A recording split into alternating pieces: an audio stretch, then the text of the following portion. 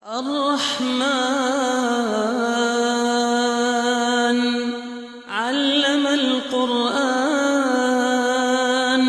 خلق الإنسان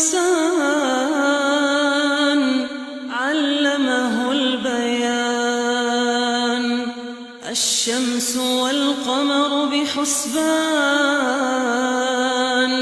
والنجم والشجر يسجدان والسماء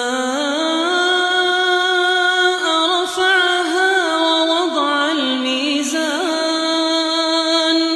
ألا تطغوا في الميزان